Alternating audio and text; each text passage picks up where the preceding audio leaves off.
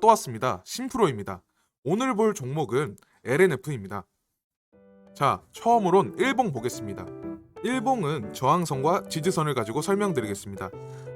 현 주가에서 상승세를 멈추지 않고 역사적 신고가를 갱신할 것인가, 혹은 28만 500원의 지지선을 지지한 이후 박스권을 그릴 것인가에 따라서 매수 포지션이 나뉘게 됩니다. 전고점 돌파 시나리오는 매우 간단합니다. 34만 9,500원을 돌파하는 자리에서 매수하시면 되는데 35만원이 라운드 피겨이기 때문에 35만원을 돌파하는 35만 5천원에서 매수하시면 되시고, 손절은 5% 원칙을 접근하셔야 됩니다. 돌파하지 못하고 하락할 경우 28만 5천원을 확실히 지키는지 확신할 수 없기 때문에 주가가 지지선을 밟고 안착하는지 확인이 필요합니다. 현재 28만 500원의 마이너스 10% 부근에 있는 62동 평균선이 올라와 주며 이평선 지지와 차트상 지지선 두 가지가 맞물려 지지해준다면 확실하다 판단할 수 있고, 28만 500원을 이탈하고 내려간다 하더라도 62도 평균선을 지지하고 상승할 가능성도 배제할 수 없기 때문에 유연하게 매수 타점을 잡아야 하는 불편함이 있습니다. 매수 포지션을 잘못 잡을 경우 21만 900원까지 하락할 수 있고, 하락 이후에 기술적 반등으로 어느 정도 바짝 반등을 기대해 볼 수 있겠지만 보유하신 평균 단가에서는 못 미치는 상승이 나올 수 있기 때문에 매수하신 이후 물리게 된다면 21만 900원에 매수하신 비중만큼 추가 매수하시어 평균 단가를 낮추고 탈출하는 방법이 있겠습니다. 자, 그럼 주봉도 보겠습니다. 주봉은 박스 형태의 관점으로 설명드리겠습니다. 상단 박스 구간에서 저항선을 돌파하려는 움직임이 보이고 있습니다. 돌파하려는 저항선은 역사적 신고점 갱신 자리가 되기 때문에 돌파하게 될 경우 2차 상승 파동이 지속된다고 판단할 수 있기 때문에 의미 있는 지지선 두 곳 짚어드리겠습니다. 저항선에서 지지선으로 바뀐 28만 5천원과 21만 9천원, 이 두 곳인데요.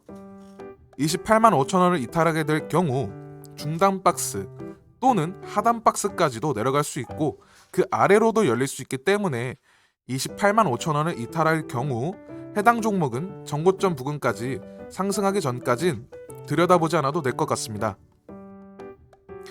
21만 9천원은 중단 박스 지지선 역할을 해줬던 자리인데 주가가 매우 딥하게 지지받고 저항받았던 자리인 만큼 기술적 반등이 나타날 확률이 높은 자리입니다.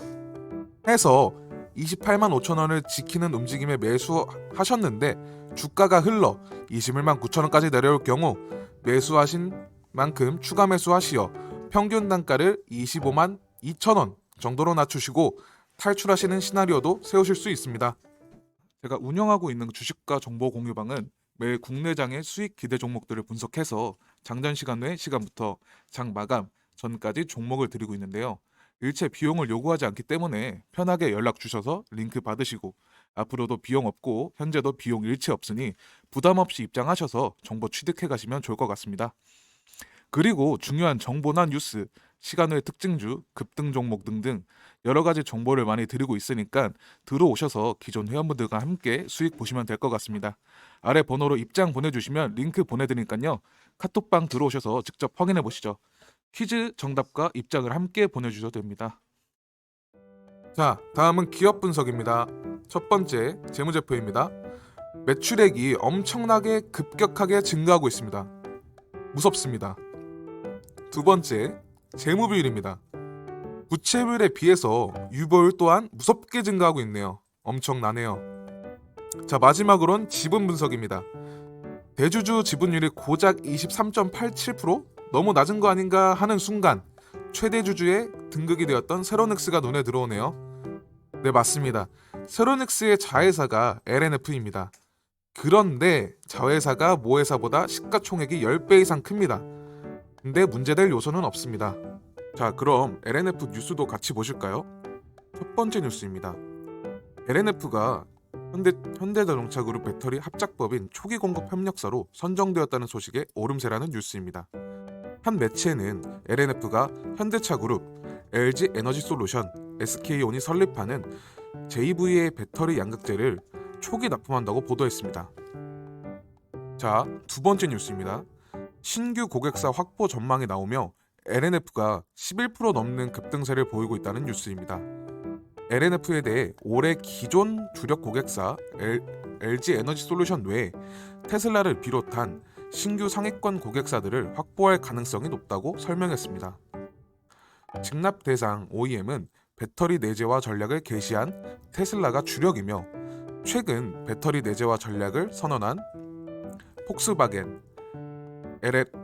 LFP 양산을 암시한 포드가 포함될 가능성이 높다고 했습니다. 신규 고객사는 LNF의 미국 산업 파트너사와 사업 연계성이 높은 파나소닉을 추정한다고 덧붙였습니다. 뉴스요.